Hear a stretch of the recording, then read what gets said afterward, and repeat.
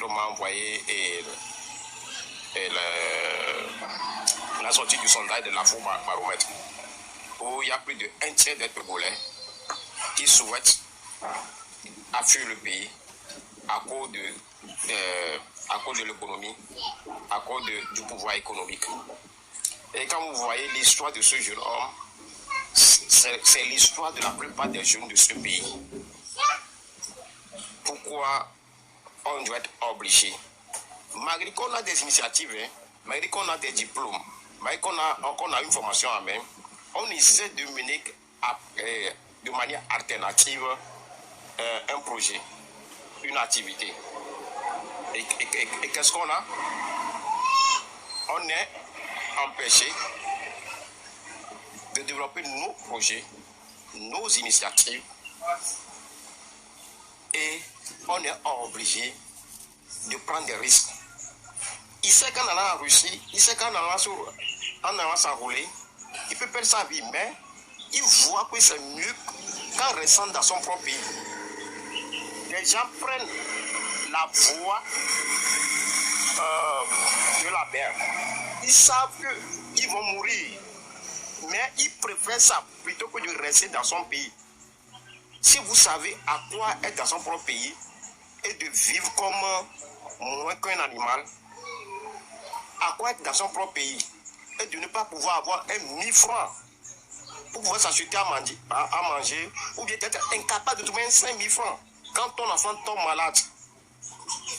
Si vous savez à quoi ça sert d'être un jeune, on dit que ton papa a fait une crise, tu n'as même pas 2 000 francs pour appeler taxi, vous allez comprendre l'état psychologique des jeunes frères qui prennent ce risque-là. Et aujourd'hui, moi, ce qui me réjouit, c'est ce soudain de patriotes qu'on a dans le divertissement. Et Dieu faisant la chose, nous avons un problème dans cette période de divertissement-là où nous avons trouvé nos patriotisme.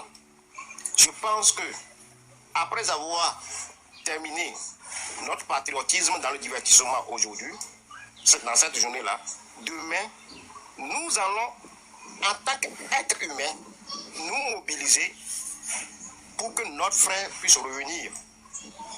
Nous allons, en tant qu'être humain, comme un seul homme. Ça, ce n'est pas quand on est contre une personne, ce n'est pas qu'on est pour une personne, mais nous devons, en tant qu'être humain, nous mobiliser pour que notre frère puisse revenir, et nous devons mobiliser au moins 10 millions pour lui donner, pour qu'il puisse continuer à faire son agriculture. Vous savez, moi je suis dans le domaine agricole. Je sais ce que ce domaine-là peut procurer au Togo. Mais à cause du pouvoir d'achat, à cause des infrastructures, nous n'arrivons pas à produire comme il faut.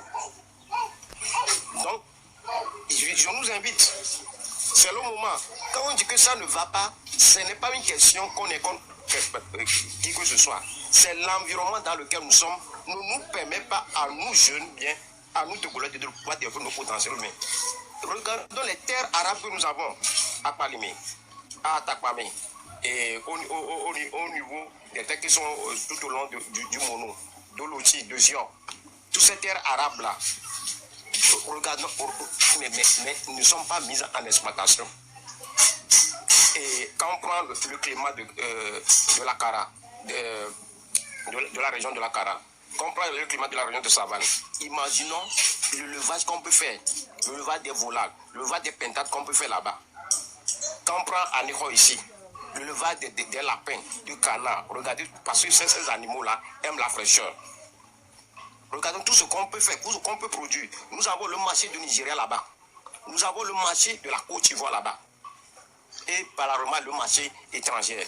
Imaginez si on investissait là-bas, je ne pense pas qu'aucun Togolais aura envie de fuir le pays pour aller prendre le risque de s'enrôler dans une guerre qui ne la concerne pas.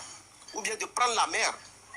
Quand ces choses arrivent, nous menons des réflexions. Quand j'ai vu que des gens venaient des réflexions qu'il a envoyé, moi, ça, je suis sidéré.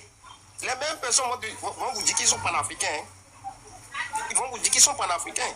Mais quand on voit le gouvernement américain, même s'ils sont citoyens ne lui dit pas qu'il est dans un pays, quelle que soit la chose qui lui arrive, le gouvernement se mobilise. La fois de, on a vu le gouvernement américain se mobiliser pour aller prendre les prisonniers au Congo. Alors qu'on les accusait d'avoir mené un coup d'État contre Tshisekedi. Mais le gouvernement américain est allé les prendre parce qu'ils sont des citoyens américains. Il dit que non, ils ne vont pas faire la prison là-bas, mais on va les amener en Amérique, qu'ils puissent purger leur peine là-bas. C'est ça qu'on appelle un gouvernement responsable. Un gouvernement responsable, on n'est pas là pour lui dire pardon là, pardon là. Non, on n'est pas là pour quémander. Si on est là pour s'il veut qu'on les quémande, qu'il dit qu'ils partent. À un moment donné, il va falloir que nous, les Togolais, nous nous réveillons. On ne peut pas nous dire que... C'est là où je dis cette question du 5e République, c'est une aberration. À un moment où on nous parle de 5e République, voilà un Togolais qui est obligé de fuir son pays pour s'enrôler en Ukraine. Et voilà qu'il est en prison. Et c'est en ce moment-là qu'on nous montre la poitrine grandement ouverte, qu'on est un médiateur. Un médiateur. Un médiateur qui est incapable de se soucier de ses propres citoyens. Vous avez parlé maintenant de l'état de la prison. Hier je vous l'annonce, moi j'étais allé visiter Afessiou à la prison pour voir comment il va. Moralement, il va bien.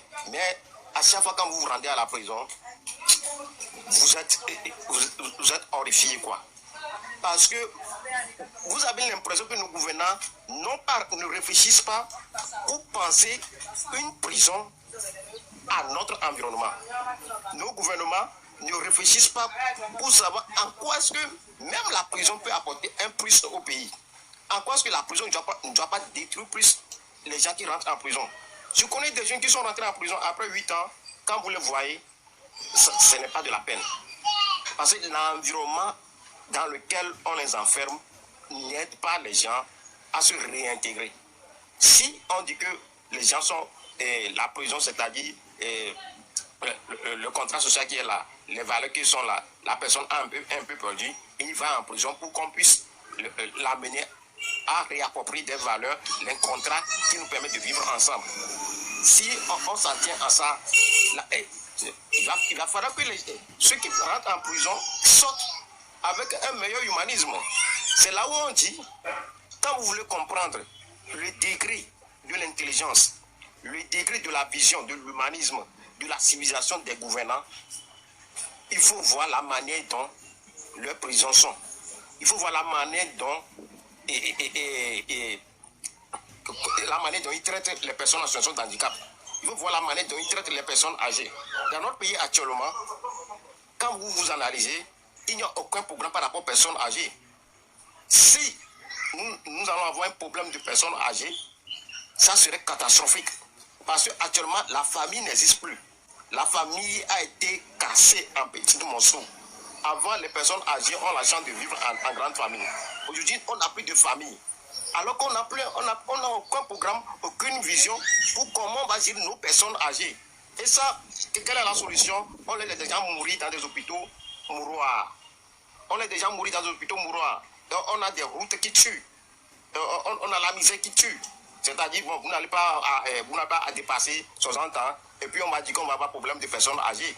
Est-ce que c'est une programmation pour que les gens meurent à fleur d'âge?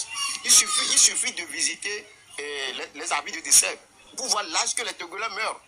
50 ans, 45 ans, 35 ans, 37 ans. Est-ce que ce sont des âges pour qu'on puisse mourir? Alors que si c'est dans des pays, la vie commence à partir de 45 à 50 ans. Mais au Togo, nous mourons à partir de 40 ans, 50 ans, 35 ans. C'est rare de voir une personne dépasser 65 ans au Togo. Pourquoi? Et pourtant, on dit qu'on est des gouvernants pendant ces 48 ans, et on dit que la solution, c'est un soi-disant régime parlementaire qui n'existe nulle part. Comment est-ce quelqu'un qui n'est pas élu, cette personne a le pouvoir de dissoudre les gens que les gens ont élus? Parce qu'on dit que si il présente son projet de gouvernement à l'Assemblée nationale, si l'Assemblée n'est pas d'accord, la personne qui n'est pas élue, qui est choisie par ses amis, a le pouvoir, lui, de dissoudre ça.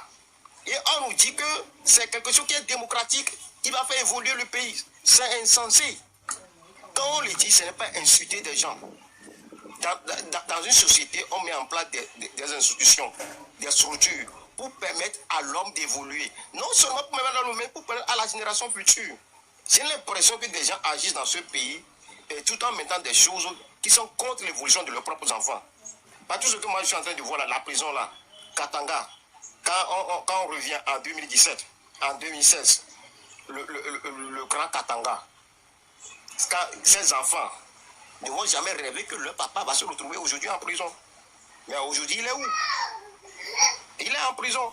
Quand on parle des choses, c'est pas que on est pour ou bien le contre, mais on le parle pour que des gens puissent demain en bénéficier s'il y a un problème. Quand on parle, quand on se bat pour qu'on puisse avoir une justice équitable, même si ça ne va pas, même si tu as un problème de disgrâce, grâce à la justice, tu vas avoir droit. On ne va pas utiliser la justice contre toi. Quand moi j'ai suivi le procès de Katanga, je ne l'ai jamais aimé. Mais j'estime qu'il y a une injustice dedans. Je ne vois pas le procès là comme un procès équitable. Mais moi-même, je ne peux pas aujourd'hui me prononcer sur ça parce que le monsieur même a travaillé pour qu'il subisse cette forme d'injustice. C'est pour ça que nous demandons à nous tous de nous battre. Le combat actuellement, c'est pour avoir des institutions, des structures. C'est pour avoir des gouvernants qui doivent servir le peuple. C'est pour avoir des structures d'instruction qui vont nous permettre de pouvoir développer notre potentiel humain. Si on ne peut pas avoir ça, la vie n'a plus de sens. Donc, je vous remercie pour vos lives que vous faites chaque fois. Et nous serons là toujours pour vous supporter. Et j'ai choisi de m'apparaître en vidéo pour vous dire que tu n'es pas le seul. Tu n'es pas la seule personne. Et nous sommes ensemble dans ce combat-là pour le bien-être des Togolais. Merci. Merci. Merci infiniment pour la considération. Merci pour tout le temps que tu as mis, l'énergie que tu as élevée dans l'intérêt supérieur de notre peuple togolais. Comme tu l'as dit, beaucoup de personnes pensent que nous sommes contre les personnes. Non, on n'a rien à foutre avec les personnes. Mais nous sommes fondamentalement opposés à ce mode de gouvernance qui nous empêche, nous, de pouvoir nous développer. Nous sommes fondamentalement opposés à cette minorité pieuse, crapuleuse, qui s'accapare des richesses du pays et développe un système pour maintenir la majorité dans la pauvreté. Nous ne pouvons jamais accepter notre souffrance quand nous savons que ce n'est pas une souffrance naturelle, mais imposée.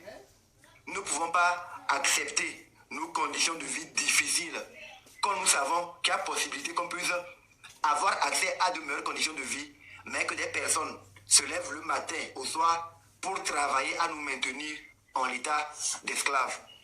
Nous ne pouvons pas. Voilà. Donc, parce que nous sommes contre le mode de gouvernance et non contre les personnes.